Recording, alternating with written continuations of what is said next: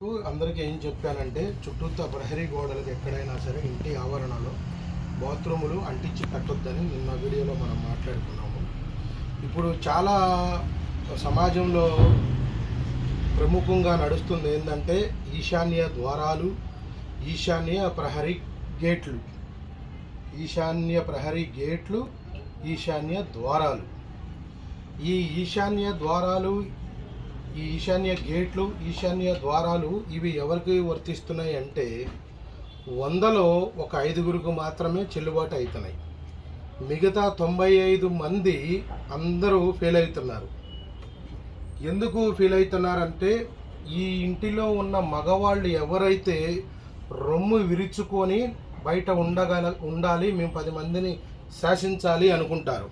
కానీ ఏమవుతుందంటే ఈ నడక దారిలో వెళ్ళేటప్పుడు ఇక్కడ నుంచి వెళ్ళి బయటికి వెళ్ళిన తర్వాత అతను ఈ పంచాయతీ దగ్గరికి వెళ్ళిన తర్వాత ఆటోమేటిక్గా కొన్ని సందర్భాల్లో డౌన్ అయిపోతున్నారు.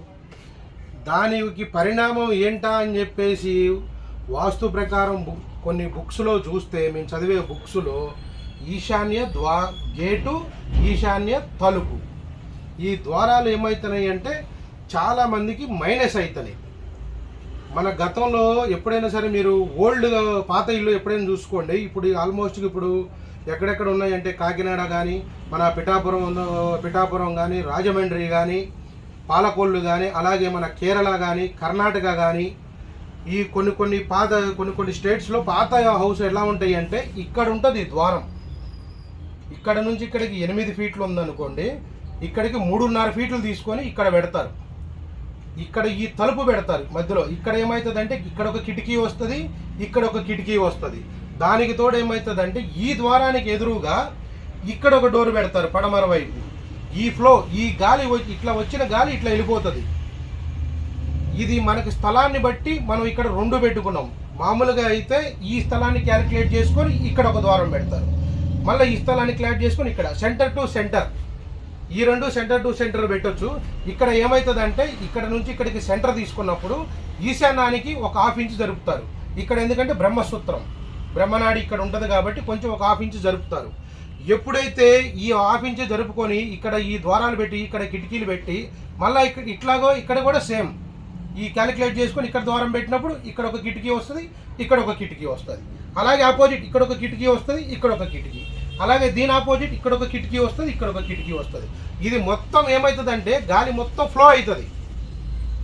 ఎప్పుడైతే ఈ ఇంట్లో ఉన్న వాళ్ళందరూ ఇట్లా ఎవరైతే ఉంటారో వాళ్ళు ఆల్మోస్ట్ నాకు తెలిసి హై రేంజ్లో ఉంటారు. వాళ్ళ పవర్ కూడా హై పవర్ ఉంటుంది. ఆ ఇంట్లో పిల్లలు కానీ, ఆడపిల్లలు కానీ, ఆ ఇంట్లో మగ సంతానం కానీ, వాళ్ళు జాబుల పర్పస్గా కానీ, డబ్బు పర్పస్గా కానీ, ఆ ఇంట్లో వ్యాపార పరంగా కానీ, ప్లస్ ఇంకోటి ఏంటంటే ఈ గృహాల్లో ఎవరైతే నివసిస్తారో వాళ్ళందరికీ అన్నదమ్ముల ప్రేమలు కానీ, అలాగే పెదనాన్న, సొంత బాబాయి, మేనత్తల ప్రేమలు కానీ, వీళ్ళకి సెంటిమెంట్స్ ఎక్కువ ఉంటాయి. అలాగే బంధాలకి, బంధుత్వాలకి ఎక్కువ విలువిస్తారు వీళ్ళు. ఇప్పుడు ఇది రాను ఏమవుతుందంటే ఒక 20 సంవత్సరాల నుంచి ఎప్పుడైతే ఈశాన్య గేటు, ఈశాన్య తలుపు, ఈశాన్య గేటు, ఈశాన్య తలుపు ఈ పెడత వల్ల ఏమవుతుందంటే మన కుటుంబ సభ్యుల్లో కానీ, మన అన్నదమ్ముల్లో కానీ, మన పిల్లల్లో కానీ, మన ఇంట్లో 2 కొడుకులుంటే అన్న తమ్ముడు కానీ ఎవరో ఒకరికి ఆపోజిట్ వర్గంగా జరుగుతుంది. అంటే ఒకడు బాగుపడితే ఇంకోటి నాశనం అవటం, లేదంటే పూర్తిగా ఆడపిల్లలు ఎవరన్నా ఇంట్లో ఉంటే వాళ్ళ మీద ఎఫెక్ట్ పడి పెద్ద అమ్మాయి పొజిషన్లో ఉంటే చిన్న అమ్మాయి డౌన్ ఉంటాం, లేదంటే వీళ్ళు ఎవరన్నా ప్రేమించి పెళ్లి చేసుకొని వెళ్ళిపోవటం. ఈ మధ్యకాలంలో రీసెంట్గా ఎక్కువ పురాతన ప్రకారంగా చూసుకుంటే ఇలా ఉన్న ఇల్లు కరెక్టు. ఎందుకంటే అప్పట్లో ఉన్నవాళ్ళు అసలు మన తాతలు కానీ, మన ముత్తాతలు కానీ పంచె కట్టుకొని కర్ర తీసుకొని రోడ్డు మీదకి వెళ్తుంటే ఎవడరా అన్నట్టు అరిస్తే అక్కడ ఉన్న 100 మంది కూడా ఆగిపోయేవాళ్ళు. అలాంటి రోజులు ఈ ఇళ్లలో ఉన్నప్పుడు జరిగినాయి. ఎప్పుడైతే మనము క్లాస్ అని అలవాటు పడి, ఎప్పుడైతే మనం న్యూ టెక్నాలజీ కానీ అలవాటు పడి వచ్చినప్పుడు ఈ ఈశాన్య గేటు, ఈ ఈశాన్య ద్వారాలు వచ్చినాయి. అక్కడి నుంచి వచ్చిన తర్వాత ఈ ప్రాబ్లమ్స్ అన్నీ స్టార్ట్ అయినాయి. ఎవరైనా సరే నేను చెప్పింది మీరు చూసుకోండి కరెక్ట్గా. ఇట్లా ఈ తలుపులు నేను చెప్పినట్టుగా సెంటర్ ద్వారాలు, సెంటర్ కిటికీలు ఎప్పుడైతే ఉన్నాయో ఆ ఇంట్లో 100కి 100% వాళ్ళు ఏది చేసినా సరే ఆడపిల్లలు కానీ, మగ సంతానం కానీ 100% విజయం సాధించగలరు. ఈ ప్రహరీ గేటు కూడా ఈ ద్వారానికి ఎదురుగానే ఉండాలి. ఈ ప్రహరీ గేటు పిల్లరు, మన ద్వారం పిల్లరు 2 ఇట్లా లైన్ ఉండాలి. ఈశాన్యం పిల్లర్కి లైన్ ఉండాలా, ఈ పిల్లర్ ఇటు పెరిగినా పర్లేదు. అది ఇట్లా ఎవరైతే ఉండగలరో తూర్పు ఇల్లు అయినా అవ్వచ్చు. ప్లస్ ఇంకోటి ఏం చేస్తున్నామంటే మనకి తూర్పు రోడ్డు ఉంది కాబట్టి ఎక్కువ మన ప్రాచుర్యంలో ఏం జరుగుతుందంటే తూర్పు, ఇది ఈ రోడ్డు తూర్పు. నీకు తూర్పు రోడ్డు ఉంటే నువ్వు తూర్పులో ఇల్లు కట్టుకో, తూర్పు ముఖం పెట్టి, తప్పు లేదు. నీకు పడమర రోడ్డు ఉందనుకోండి, పడమర రోడ్డుకి రావాలా ఈ ముఖం. నీకు ఉత్తరం రోడ్డు ఉందనుకోండి, ఉత్తర ముఖం రావాలా. నీకు దక్షిణ ముఖం ఉందనుకోండి, దక్షిణ ముఖానికి రావాలా.